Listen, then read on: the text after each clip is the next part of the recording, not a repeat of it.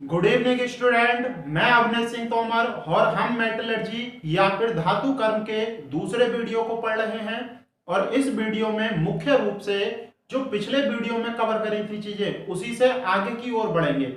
जैसे आप देख सकते हैं भाई, पिछले वीडियो में हमने पढ़ा था कि धातु कर्म या फिर मेटलर्जी को किस रूप से जानते हैं, यानी कि धातु कर्म एक अयस्क से शुद्ध धातु प्राप्त करने में जो भी भौतिक और रासायनिक प्रक्रम, जो भी भौतिक या फिर रासायनिक प्रक्रम प्रयुक्त हो रहे थे उन्हीं को संयुक्त रूप से हम धातु कर्म कह रहे थे। मैंने बिल्कुल आपको सीक्वेंस बताया था और उसी सीक्वेंस में हम आगे की ओर पढ़ने वाले हैं। जैसे हमने पढ़ा था, सबसे पहले जो बड़ी बड़ी खाद्यान्न या चट्टानें होती हैं उनसे प्राप्त जो अयस्क होता है उसे हम बड़े बड़े पत्थरों के रूप में निकालते हैं, फिर उसे हम पीसते हैं। जैसे ही उसे पीस लेते हैं और पीसने के बाद उसका चूर्ण बना लेते हैं, उसका हम क्या करते हैं भाई, सांद्रण। उस पदार्थ का हम क्या करते हैं, सांद्रण। और जैसे ही सांद्रण हो जाता है तो सांद्रण के पश्चात उसका करते हैं हम निस्तापन, और निस्तापन के बाद उसका करते हैं भर्जन, और जैसे ही भर्जन हो जाता है उसका हम करते हैं प्रगलन, और प्रगलन के पश्चात जो धातु होती है उसका शोधन करते हैं, और शोधन करने के पश्चात हमें शुद्ध धातु प्राप्त हो जाती है। और ये हमने बात की थी कि ये दोनों के दोनों प्रक्रम भौतिक प्रक्रम होते हैं। कैसे प्रक्रम होते हैं भाई, भौतिक प्रक्रम, कोई भी केमिकल रिएक्शन नहीं कराई जाती है। और ये तीनों के तीनों प्रक्रम जो आप देख रहे हैं ये हैं केमिकल यानी कि रासायनिक प्रक्रम। तो एक एक करके अब हम इन्हें पढ़ने वाले हैं। सबसे पहले हम इसे पढ़ेंगे, दूसरा ये और तीसरा ये। शोधन अलग अलग पदार्थों के लिए अलग अलग प्रकार से होता है, तो इन तीनों को हम पढ़ने वाले हैं मुख्य रूप से। क्लियर है इतना? तो आप सीक्वेंस याद रखना, आपसे पूछा भी जा चुका है भाई कई बार कि निम्नलिखित में से कौन सा भौतिक प्रक्रम है। तो ये तीनों केमिकल प्रोसेस है और ये क्या है, फिजिकल प्रोसेस। तो आप याद रखेंगे।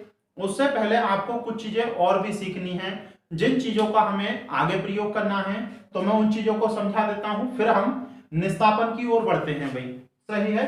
तो आप बहुत ध्यान से वीडियो को लास्ट तक देखें। अगर वीडियो पसंद आती है तो वीडियो को लाइक करें और कमेंट करके जरूर बताएं भाई वीडियो आपको कैसी लगती है। और हमारे चैनल पर यदि पहली बार हैं तो चैनल को सब्सक्राइब करें और राइट साइड में बेल आइकन के बटन को प्रेस करें और ऑल के बटन पर क्लिक करें, ताकि हर वीडियो का नोटिफिकेशन सबसे पहले आपके पास पहुंचे। देखते हैं, देखो जैसे ये होता है हमारे, वैसे मैं आपको पहले बता चुका हूं भाई, ये होता है O-2 ऑक्साइड आयन। क्या बोलते हैं इसे, ऑक्साइड आयन। क्लियर है भाई? दूसरा S-2 सल्फाइड आयन, ये क्या होता है, सल्फाइड आयन। तीसरा देखेंगे OH-, ये होता है हाइड्रोक्साइड आयन।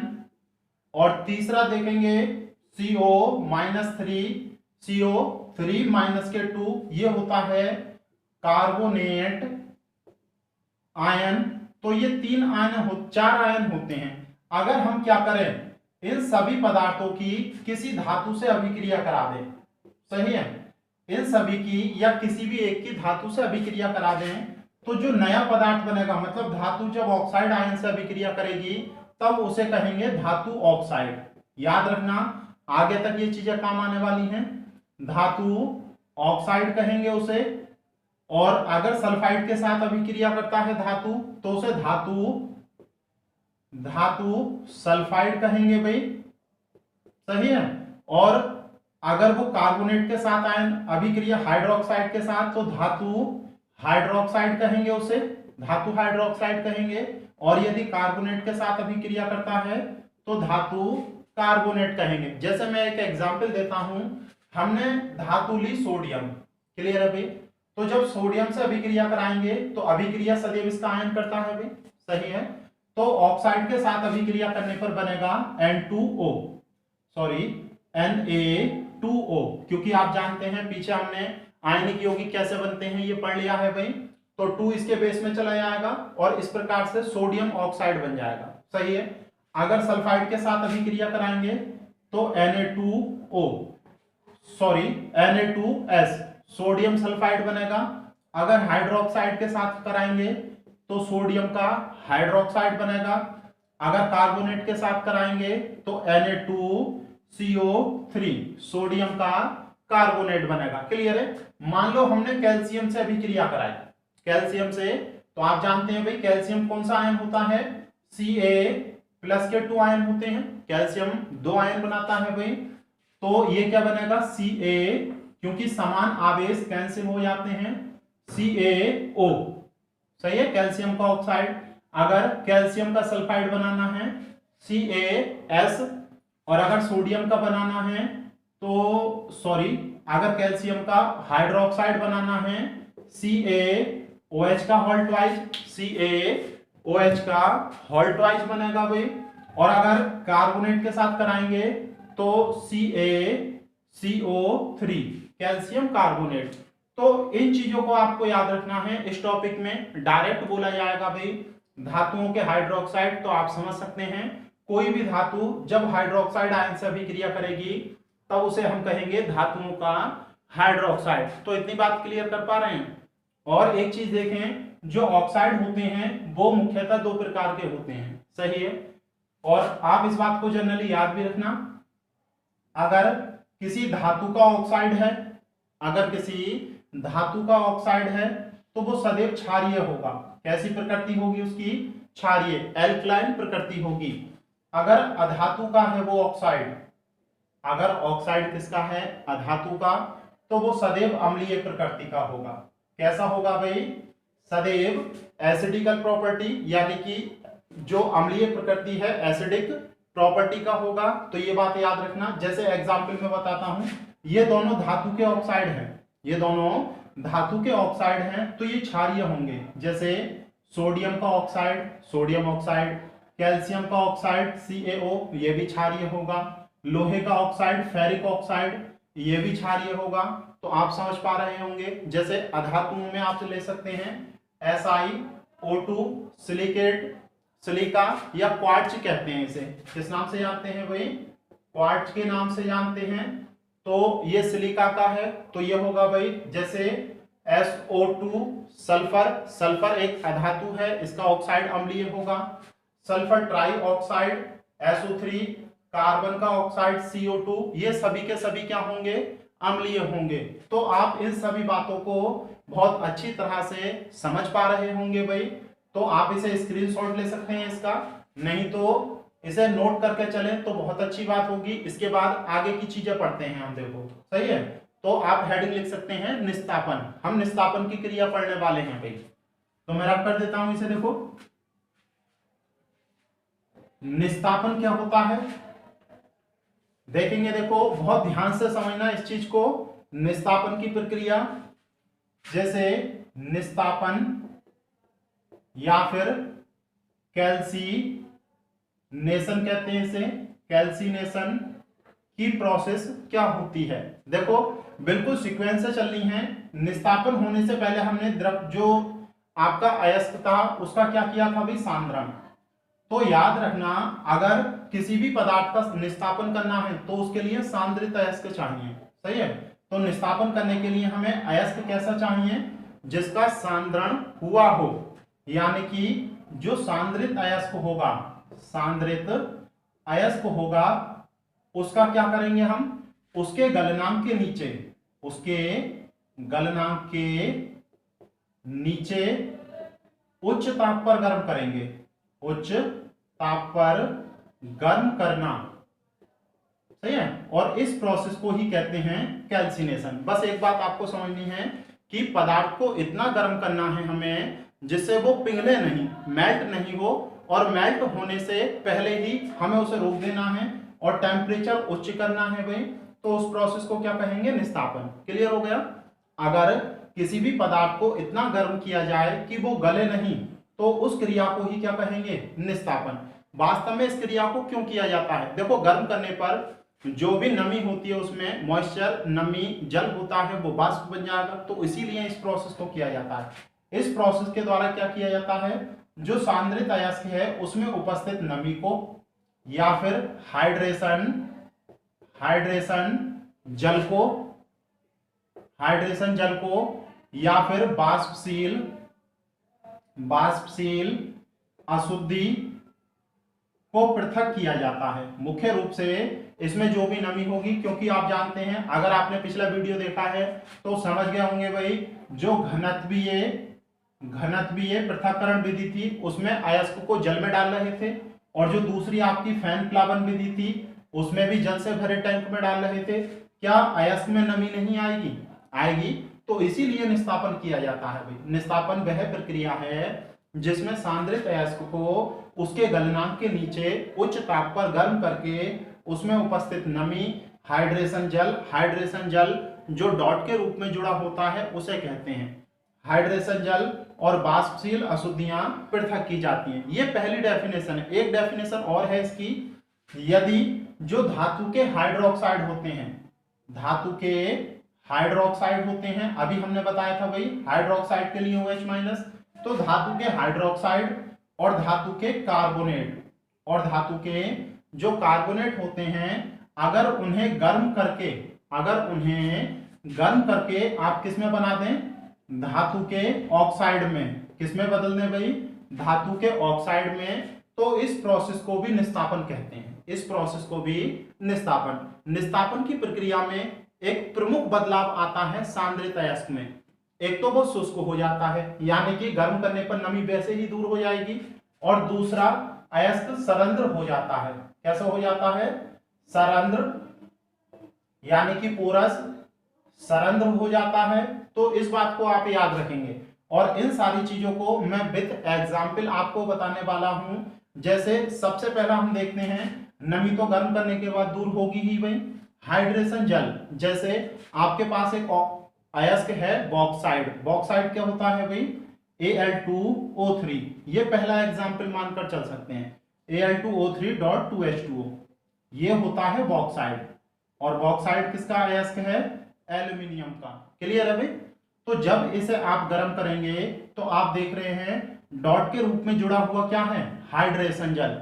जब इसे गर्म करोगे तो गर्म करने में से इसमें ये निकल जाएगा, और क्या बचेगा? Al2O3 प्लस H2O, जल निकल गया आपका। ये कहलाता है निर्जल। निर्जल मतलब बिना जल का, निर्जल एल्यूमिना। क्या कहलाता है भाई? निर्जल एल्यूमिना। तो आप याद रखेंगे, पहला एग्जाम्पल ये हो गया। दूसरा एग्जाम्पल देखो, मैं यहां पर लिखता हूं आपके लिए। जैसे दूसरा हम देख रहे थे, धातुओं के हाइड्रोक्साइड को गर्म करके उन्हें ऑक्साइड में बदलना। जैसे एक ऑक्साइड होता है ALOH का होल थ्राइज, सही है, ये होता है एल्यूमिनियम का हाइड्रोक्साइड। जब आप इसे गर्म कर देंगे तो ये बनेगा Al2O3 प्लस जो भी इसमें नमी है वो निकल जाएगी। तो ये भी क्या बना? Al2O3, ये भी क्या होगा? निर्जल एल्यूमिना। तो इस वाले प्रोसेस से देख सकते हैं, ये भी क्या कहलाएगा भाई? निस्तापन। दूसरा देखेंगे, ये होता है मैग्नीशियम का कार्बोनेट MgCO3, और जब इसे गर्म करेंगे तो ये भी किस में बदल जाएगा? ऑक्साइड में, MgO प्लस CO2।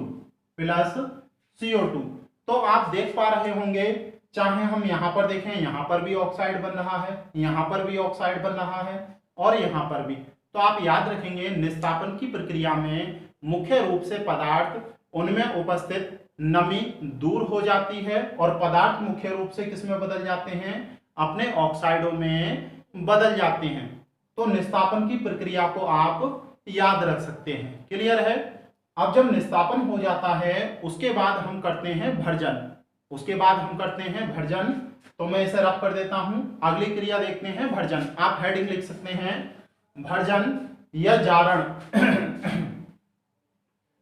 देखो मैं बोर्ड पर लिख रहा हूं, आप लिख सकते हैं भर्जन या जारण, या फिर एक नाम और है, इंग्लिश में कहते हैं रोस्टिंग।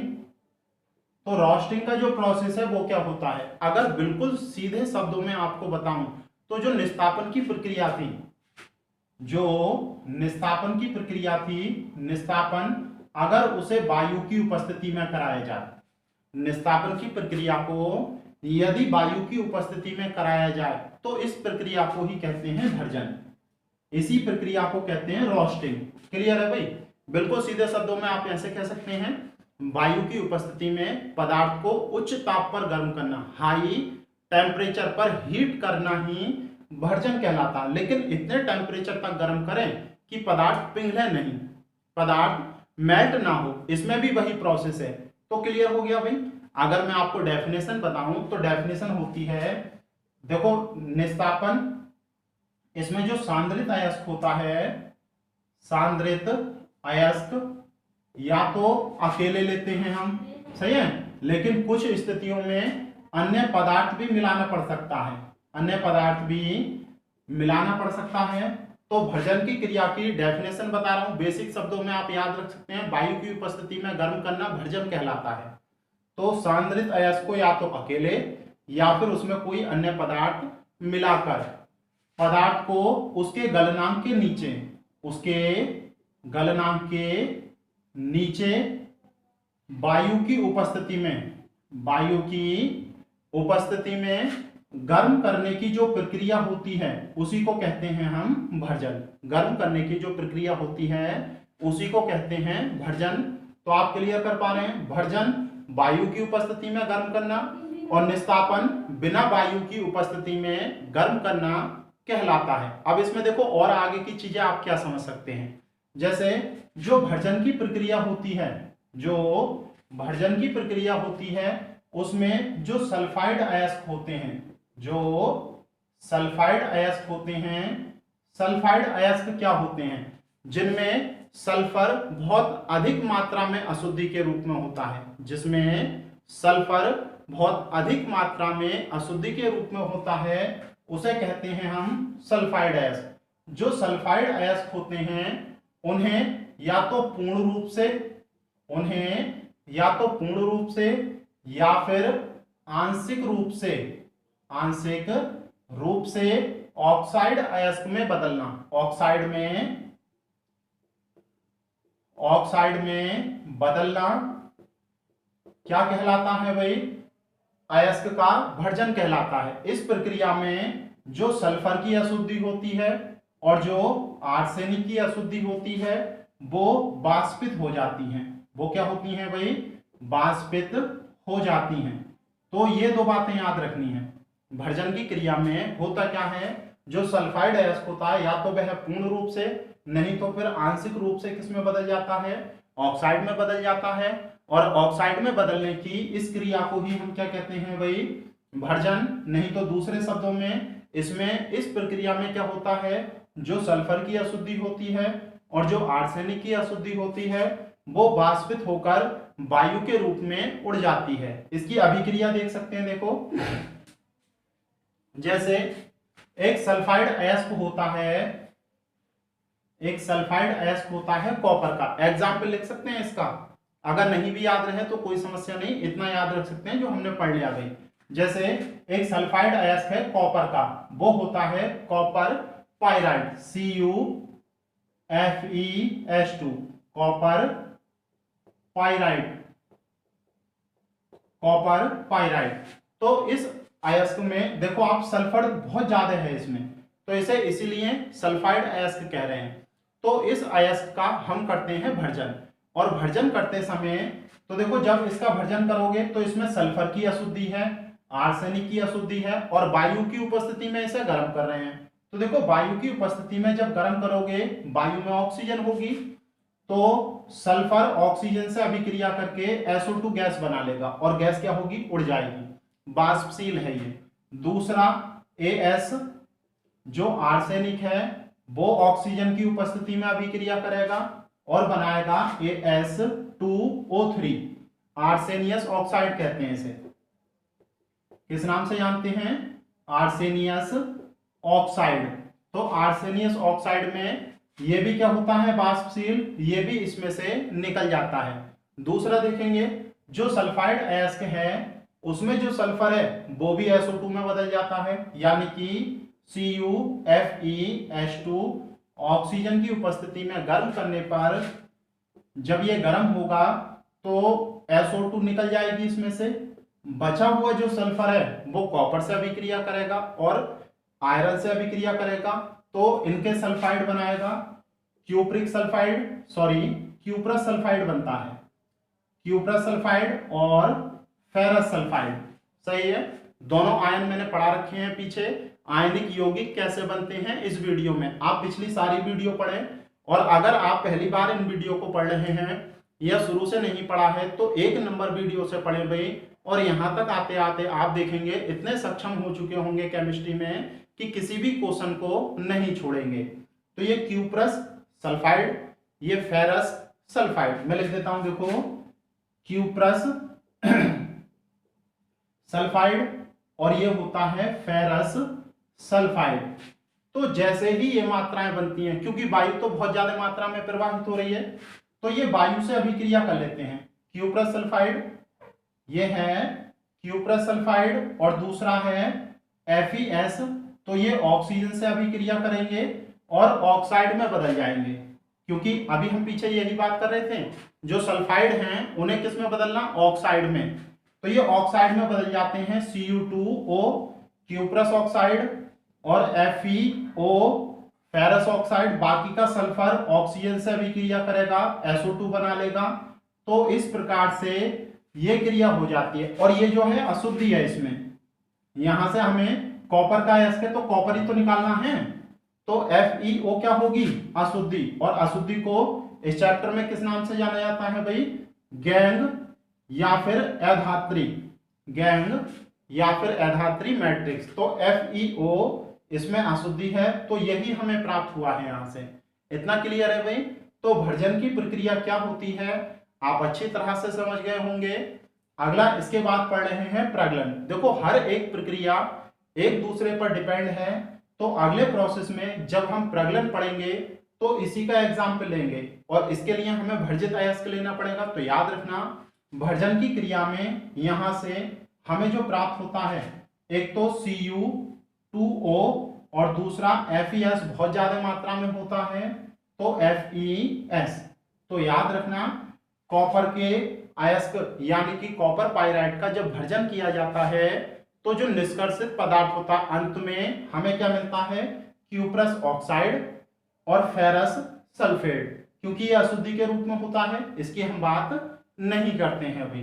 तो इतना क्लियर हो रहा होगा। अब आप हेडिंग लिख सकते हैं प्रगलन। क्या लिख सकते हैं, स्मेल्टिंग कहते हैं अभी इसे, तो हेडिंग लिखो प्रगलन। तो याद रखना इस प्रक्रिया में Cu2O और FeS प्राप्त होता है अभी। हेडिंग लिखेंगे देखो प्रगलन या मेल्टिंग, स्मेल्टिंग कहते हैं इसे, या आप देख सकते हैं देखो प्रगलन की क्रिया क्या होती है, बहुत सीधे शब्दों में आप बात कर सकते हैं। अभी आपने निस्तापन पढ़ा, सही है भाई, और दूसरा पढ़ा भर्जन, तो दोनों में ही गर्म किया गया। इसमें भी आपने गर्म करा और इसमें भी गर्म करा, लेकिन इसमें वायु की उपस्थिति में गर्म करा। क्या दोनों में से किसी में भी पदार्थ पिघला, पदार्थ नहीं पिघला। तो अब हम क्या करते हैं, बस प्रगलन की क्रिया क्या है, इसमें इतना ज्यादा गर्म करना है कि पदार्थ पिघल जाए, और ज्यादा कुछ नहीं करना आपको। प्रगलन की प्रक्रिया क्या होती है, इसमें पदार्थ को इतना गर्म करते हैं कि वो पिघल जाए, बस। सही है। और देखो एक दो बातें और याद रखनी है कि इससे पहले क्या करा है हमने, भर्जन, तो इसमें कौन सा अयस्क लेंगे, भर्जित अयस्क। सबसे पहली बात तो यही याद रखें, भर्जित अयस्क में एक तो गालक हमें मिलाना पड़ता है। हमें क्या मिलाना पड़ता है भाई, गालक, और गालक को कहते हैं फिलक्स। क्या कहते हैं, फिलक्स। गालक अभी पढ़ेंगे हम क्या होता है, पूरी डेफिनेशन पढ़ेंगे भाई। और कोक मिलाते हैं इसमें, कोक कार्बन का एक अपर रूप है, कोक कार्बन ही मान सकते हैं आप। तो भर्जित अयस्क और गालक और कोक, इन तीनों को कितना गर्म करते हैं, पिघलने तक, पिघलने तक। और यही क्रिया क्या कहलाती है, प्रगलन। यही प्रक्रिया क्या कहलाती है, प्रगलन। तो आप समझ गए होंगे प्रगलन की क्रिया में भर्जित अयस्क में गालक और कोक मिलाकर उसे इतना गर्म करते हैं कि पदार्थ क्या हो, पिघल जाए, या डायरेक्ट लिख सकते हैं कि भर्जित अयस्क में गालक और कोक मिलाकर उच्च ताप पर, हाई टेम्परेचर पर गर्म करने की जो प्रक्रिया होती है वही क्या कहलाती है भाई, प्रगलन या मेल्टिंग कहलाती है। तो आप याद रख सकते हैं। अब इसका एग्जाम्पल देखें। देखो जो गालक होते हैं, वैसे तो अभी पूरी डेफिनेशन पढ़ेंगे, अभी शॉर्ट में ही समझ लें। गालक एक इस प्रकार का पदार्थ होता है जो कितना भी ज्यादा गर्म कर लो वाष्पित नहीं होता, या आप सीधे शब्दों में ऐसे कह सकते हैं अवाष्पशील अशुद्धि या अवाष्पशील गैंग जो होती है उसी को कहते हैं गालक। जैसे आप रेत लें, रेत को कितने भी टेम्परेचर पर गर्म करो, क्या वो पिघल जाएगी या भाप बन जाएगी? नहीं बन सकती भाई। तो ऐसे पदार्थ को कहते हैं हम गालक।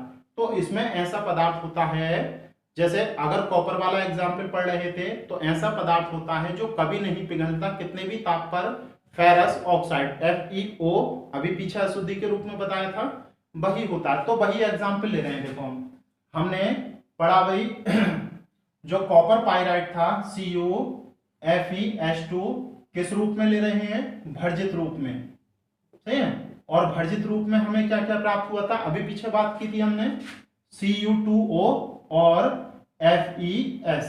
तो ये है कॉपर पाइराइट का भर्जित अयस्क। और इसमें हमें क्या मिलाना है, एक तो कोक मिलानी है और दूसरा हमें क्या मिलाना है भाई, दूसरा हमें मिलाना है इसमें गालक। और गालक के रूप में क्वार्ट्ज मिलाते हैं। इसमें क्या मिलाते हैं भाई, क्वार्ट्ज, यानी कि SiO2।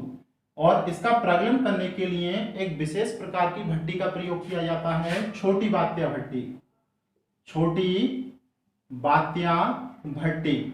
और बड़ी बात्या भट्टी का प्रयोग लोहे के प्रगलन में किया जाता है। इसके प्रगलन में छोटी बात्या भट्टी का प्रयोग किया जाता है। और आप जानते हैं बात्या भट्टी में वायु प्रवाहित की जाती है, तो इसमें वायु भी होगी भाई, क्लियर है। तो देखो होता क्या है, जो क्यूप्रस, इस प्रक्रिया में होता क्या है, जो क्यूप्रस ऑक्साइड है सबसे पहले वो फेरस ऑक्साइड से, सल्फाइड से अभिक्रिया करता है और क्यूप्रस Cu2S बना लेता है और ये FeO बनता है। क्या बनता है, FeO, क्लियर है भाई। और दूसरा देखेंगे जो FeS, क्योंकि इसकी बहुत अधिक मात्रा होती है, यही अशुद्धि है इसमें, तो इसकी बहुत अधिक मात्रा होती है, ये ऑक्सीजन से अभिक्रिया करता है और FeO और क्या बना लेता है भाई, SO2। और ये तो वाष्पशील है, ये तो निकल जाएगी। ये वाष्पशील नहीं है, ये बिल्कुल रेत की तरह होता है। रेत की तरह ये कितना भी गर्म कर लो ना तो वाष्पित होगा ना ही गलित अवस्था में जाएगा, क्लियर है। तो ये अशुद्धि मिली हमें, तो इस अशुद्धि को निकालने के लिए गालक मिलाया और गालक के रूप में हमने क्या लिया, SiO2। तो जो FeO है वो SiO2 के साथ अभिक्रिया करता है और अभिक्रिया करने के बाद ये बनाता है FeSiO3, फेरस सिलिकेट। और इसका नाम होता है, इसे हम जानते हैं धातुमल के नाम से। किस नाम से, धातुमल। जब गैंग, ये तो देखो गालक है भाई, ये किसके रूप में लिया, गालक। और ये क्या थी इसमें, अशुद्धि गैंग। जब गैंग और गालक मिलते हैं तो जो पदार्थ बनता है वो कहलाता है धातुमल। इसे स्टैग बोलते हैं। क्या बोलते हैं, स्टैग। और ये पदार्थ गलित रूप में होता है। किस रूप में होता है, गलित रूप में। तो याद रखना, इस यहां से ये मिलता है और यहां से जो पूरा प्रगलन करने के बाद हमें निष्कर्षित पदार्थ मिलता है, एक तो ये Cu2S और दूसरा FeS, सही है। इस पदार्थ को एक नाम देते हैं, यानी कि कॉपर पाइराइट के भर्जित अयस्क का जब आप प्रगलन करते हैं तो निष्कर्षित पदार्थ मिलता है आपको Cu2S, क्यूप्रस सल्फाइड, और दूसरा फेरस सल्फाइड।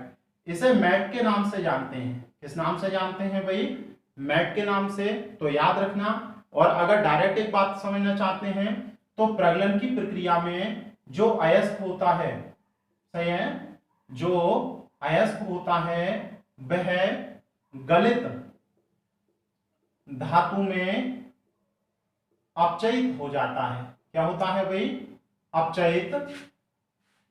अपचयित हो जाता है। तो याद रखेंगे यहाँ पर गलित धातु में ये जो फेरस ऑक्साइड है ये भी गलित हो गया और ये भी गलित अवस्था में है, तो ये भी गलित अवस्था में होगा।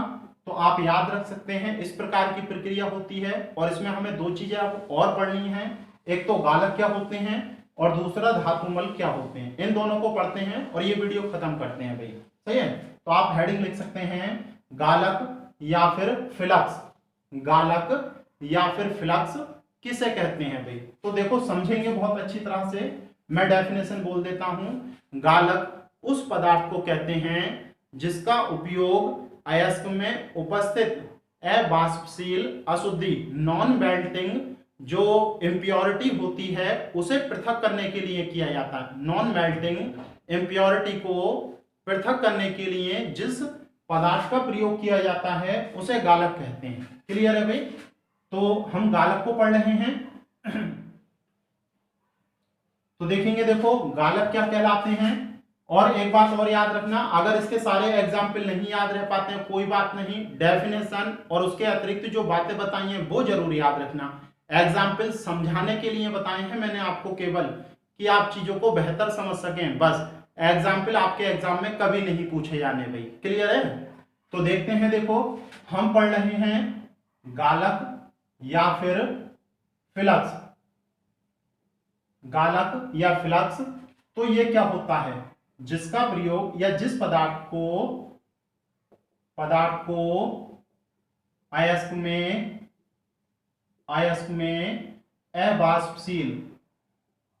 अवाष्पशील अशुद्धि या गैंग को पृथक करने के लिए प्रयुक्त किया जाता है। पृथक करने के लिए प्रयुक्त किया जाता है, उसी को गालक कहते हैं। अब आप क्लियर हो गया भाई। और ये दो प्रकार के होते हैं। ये कितने प्रकार के होते हैं, दो प्रकार के। एक तो क्षारीय गालक और दूसरा होता है अम्लीय गालक। तो दो प्रकार के होते हैं, एल्कलाइन फ्लक्स और दूसरा एसिडिक फ्लक्स। क्या होते हैं देखो आप समझें कि क्षारीय गालक उन्हें कहते हैं जो अम्लीय गैंग को पृथक करने के लिए प्रयुक्त होते हैं। क्षारीय गालक उन्हें कहा जाता है जो अम्लीय गैंग को पृथक करने के लिए प्रयुक्त होते हैं, और अम्लीय गालक उन्हें कहा जाता है जो क्षारीय गैंग को पृथक करने के लिए प्रयुक्त होते हैं। तो बस इतना ही याद रखना। क्षारीय गालक उन्हें कहते हैं जो अम्लीय गैंग को अलग करते हैं, और अम्लीय गालक उन्हें कहते हैं जो क्षारीय गैंग को अलग करते हैं। जैसे अभी हमने एग्जाम्पल पढ़ा भाई, अभी हमने पढ़ा FeO जो क्यूप्रस जो कॉपर पाइराइड था उसमें अशुद्धि कौन सी थी, गैंग FeO। और आप जानते हैं धातु का ऑक्साइड है, और धातु का ऑक्साइड कैसा होता है, क्षारीय। धातु का ऑक्साइड कैसा होता है भी, क्षारीय। तो ये कैसी गैंग है, क्षारीय। और हमने पढ़ा क्षारीय गैंग को पृथक करने के लिए जो गालक प्रयुक्त होगा, तो इसमें हमने कौन सा गालक प्रयोग किया था, अभी पढ़ा हमने क्वार्ट्ज SiO2। अरे क्वार्ट्ज गालक पढ़ा भाई, क्वार्ट्ज पढ़ा। और ये किसके रूप में लिया था हमने, गालक। और सिलिका का है तो कैसा होगा, अम्लीय। तो इसीलिए हमने कहा ये कैसे गालक हैं, अम्लीय। क्लियर है भाई। और इसके फलस्वरूप क्या बनता है, फेरस सिलिकेट। अभी पिछले वाले में हमने पढ़ा ये क्या होता है, फेरस सिलिकेट, जिसे हम क्या कहते हैं, धातुमल। तो धातुमल की भी डेफिनेशन देख लो। धातुमल उन पदार्थों को कहा जाता है जो गैंग और गालक के संयोग से बनते हैं। और ये किस अवस्था में होते हैं, गलित अवस्था में। किस अवस्था में होते हैं, गलित अवस्था में। और कहां पर उपस्थित होते हैं, देखो बात्या भट्टी कुछ इस प्रकार की होती है। बात्या भट्टी कुछ इस प्रकार की होती है, और इसकी जो निचली सतह होती है इस प्रकार की होती है। यहां पर एकत्रित होती है गलित धातु। यहां पर गलित धातु जब प्रगलन कराते हैं, गलित धातु यहां पर लगे होते हैं टीबर, जिनकी सहायता से वायु प्रवाहित होती है। और इसके ऊपर जो गलित अवस्था में पदार्थ होता है वही होता है धातुमल यानी कि स्टैग।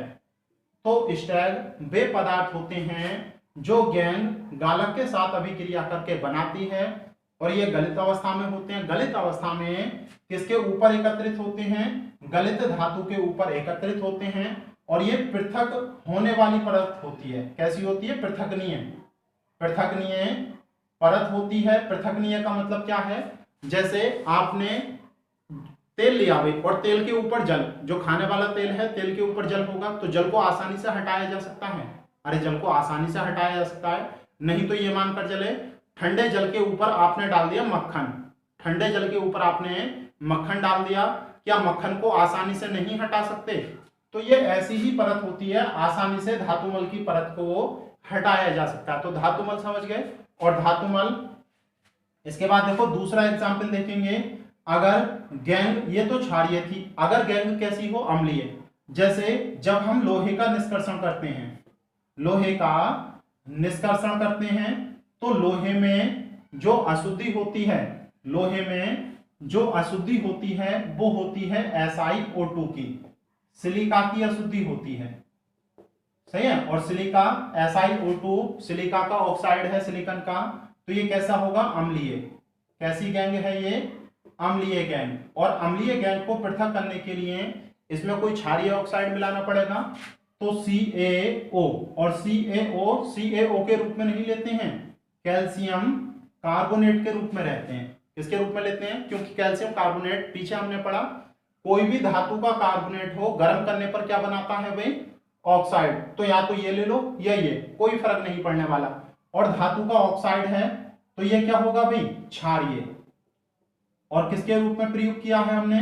गालक के, तो ये क्या कहलाएगा भाई? गालक। तो क्षारीय गालक वे गालक होते हैं जो अम्लीय गैंग को पृथक करने के लिए प्रयुक्त होते हैं। इसमें बनेगा calcium silicate, calcium silicate, calcium silicate, और ये एक प्रकार का होगा धातुमल या स्टैग। क्या होगा भाई? धातुमल या स्टैग।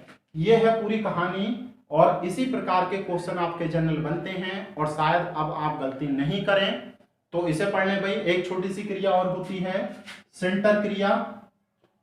सेंटर क्रिया होती है लेकिन पूछी नहीं गई, फिर भी ओरल आपको बता देता हूं। सेंटर क्रिया वह होती है जिसमें छोटे छोटे पदार्थों को किसी भी प्रक्रिया द्वारा बड़े बड़े पदार्थों में, छोटे छोटे कण या पदार्थों को, टुकड़ों को संयुक्त रूप से बड़े पदार्थों में बदलने की क्रिया क्या कहलाती है? सेंटरिंग। जैसे छोटे छोटे पदार्थों को मेल्ट करा और एक बड़ा कण बना दिया, तो उसी प्रक्रिया को कहते हैं सेंटरिंग क्रिया। तो आप इसे पढ़ें भाई। और अगर आपको ये वीडियो अच्छी लगी हो तो वीडियो को लाइक करें और कमेंट करके बताएं कि वीडियो आपको कैसी लगी। Thank you.